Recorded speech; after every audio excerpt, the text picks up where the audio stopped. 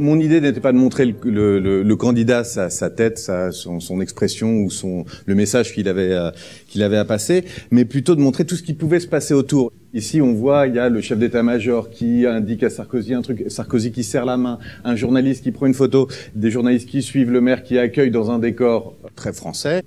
Le type qui applaudit, celui qui vient chercher le discours parce que les candidats après dans l'euphorie ils oublient leur discours et donc ils se les font piquer. Donc voilà les militants derrière qui montent.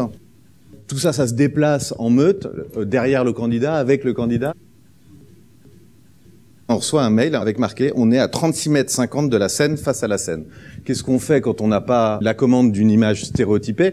À 36,50 m de la scène, il est marqué 36,50 m, on est emmerdé. Il y a une vraie ferveur, une effervescence qui naît autour de tout ça. Là, on voit, je veux dire, il y a quand même une vieille dame, ou une dame, je sais pas, qui court après la bagnole. Cette fille qui est Fana, qui se fait interviewer par le petit journal, elle sait qu'elle va se faire ridiculiser à la télé. Elle est ravie devant le portrait du président de jouer le jeu. Sarkozy qui visite une usine, voilà des gens qui filment à l'iPad. Et toutes ces images, on les retrouve sur les réseaux sociaux. On est à la Réunion, on attend Sarkozy qui doit se pointer. Sarkozy arrive, voilà ce qu'il y a. Il y a l'organisation derrière qui peut être avec des drapeaux français et tout ça, le service d'ordre et les journalistes. Ce qui m'a amusé, c'est vraiment de faire un pas en arrière et de se dire waouh, on va faire rentrer tout ça parce qu'il y a quelque chose de pas normal qui se passe en tout cas pendant cette campagne. On l'attend à 16h30, il y a un beau coucher de soleil sur la mer, c'est parfait, les images de com, ils vont les avoir comme il faut. On peut pas montrer François Hollande sous les tropiques. À ce moment-là, la France vient de perdre son triple A. Il arrive 3/4 d'heure en retard de nuit. Il regarde la mer de nuit avec le maire local qui lui dit « Là-bas, c'est la pointe, machin ». Et nous, en tant que photographes, on est complètement confrontés à ça. On se dit « Mais qu'est-ce qui se passe? Pourquoi se pointer sur cette jetée à ce moment-là de nuit ?» Il y a un côté extrêmement ridicule dans tout ça. La grande caméra, c'est la com des candidats. Le téléphone portable, c'est le militant qui, là, sur cette photo, on ne le voit pas, j'aurais pu en montrer une autre, il y avait marqué 35 minutes 40, c'est-à-dire qu'il a filmé bras en l'air. 35 minutes 40, le candidat. Je prends ça dans la figure, je prends toute cette effervescence et je suis au même niveau que tout le monde. J'essaye absolument pas de rentrer dans l'imagerie qu'ils essayent de nous donner des uns et des autres.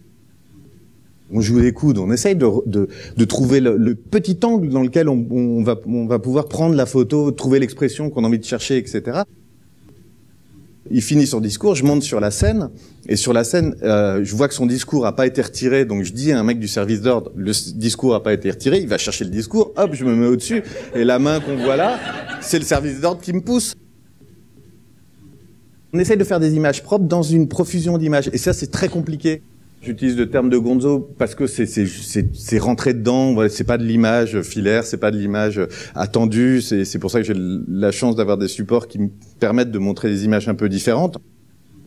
On marche énormément, quoi. On marche, on fait des kilomètres pendant un meeting. On essaye, on passe par ici, on passe par là, on essaye de trouver un angle. Faut se dire que là-dedans, nous, photographes professionnels, avec une mission qui est de rapporter une image qui est censée être plus ou moins représentative de ce moment-là ou d'un truc, eh ben on est complètement pris là-dedans, on est bousculé, vraiment physiquement. Eux, ils sont dans une théâtralisation complète. Ces 6 petites dames qui sont fort charmantes, mais ils font l'effort de faire ça. C'est un truc de dingue. Des types qui sont constamment filmés par des journalistes, par des militants. Il y a toujours un portable. Ils arrêtent absolument jamais, sauf quand il y a des pannes de courant. Donc là, il y avait une panne de courant, donc ce qui permet de faire une image plutôt marrante.